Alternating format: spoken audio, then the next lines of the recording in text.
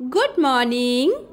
এখন আমাদের বাংলা ক্লাস, আর আমরা বাংলাতে স্বরবর্ণ এবং ব্যঞ্জনবর্ণ দুটোই শিখে গেছি, আর খুব সুন্দর করে লিখতেও শিখেছি, তাই না? তাই আজকে আমরা একটি নতুন টপিক শিখব। সেটি হলো বর্ণ জুড়ে শব্দ গঠন।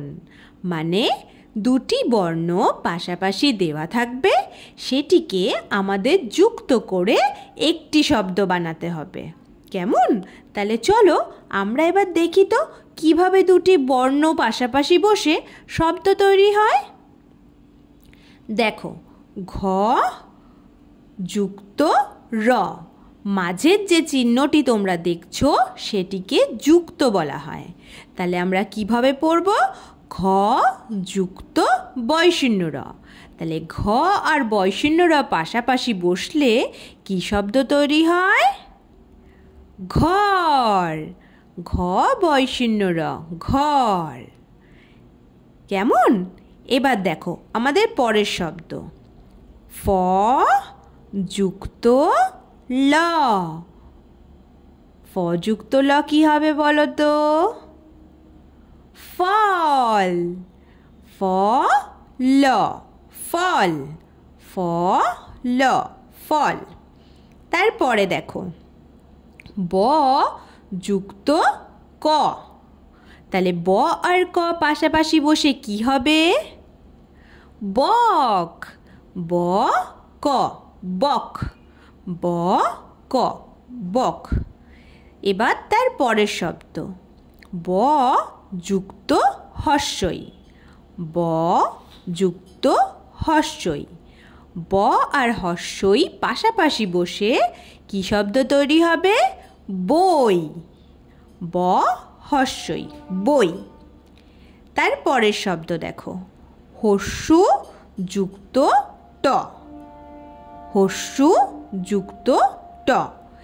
এবার হস্যু আর ট পাশাপাশি বসে কি শব্দ তৈরি হবে? উট। হস্যু ট, উট। হস্যু ট, উট। এবার চলো তাহলে আমরা এই শব্দগুলি কপিতে লিখে ফেলি। দেখো, বর্ণ জুড়ে শব্দ গঠন আমরা তো এখন শিখে গেছি, তাই না? যে কিভাবে দুটি বর্ণ পাশাপাশি বসে একটি শব্দ তৈরি হয়। এবার আমরা লিখে দেখব যে কিভাবে লিখতে হয়। তাহলে দেখো, ঘ যুক্ত বয়শূন্য র। তাহলে কি হয়ে যাবে ঘ যুক্ত বয়শূন্য র? ঘর। Very good. কিন্তু যখন আমরা লিখব সবসময় মনে রাখবে একটি মাত্রা দেবে, হ্যাঁ, বড় করে। তারপর তার মধ্যে লিখবে ঘ, আর ঠিক একই সাথে লিখবে বয়শূন্য র। তাহলেই কি হয়ে যাবে? ঘর। যখন আমরা শব্দ লিখব তখন আগে আমরা মাত্রা দিয়ে নেব বড় করে, তারপর দুটি বর্ণ একসাথে লিখব। কেমন? তারপরে দেখো কি আছে? ফ যুক্ত ল। তাহলে ফ যুক্ত ল কি হয়ে যাবে? তোমরা বলো আমাকে। হ্যাঁ, ফল। তাহলে আগে মাত্রা দাও, তারপরে ফ ল একসাথে, ফল। ব যুক্ত ক। ব আর ক পাশাপাশি বসে কি শব্দ তৈরি হয়? বক। তাহলে আগে আমরা মাত্রা দেব, তারপর লিখব ব, তারপর লিখব ক, বক। ব ক, বক। তারপরে দেখো, ব যুক্ত হস্যই। ব যুক্ত হস্যই। তাহলে এটা কি শব্দ হবে বলো তো? আমাদের তো খুব পরিচিত এই শব্দটি। হ্যাঁ, বই। ব হস্যই, বই।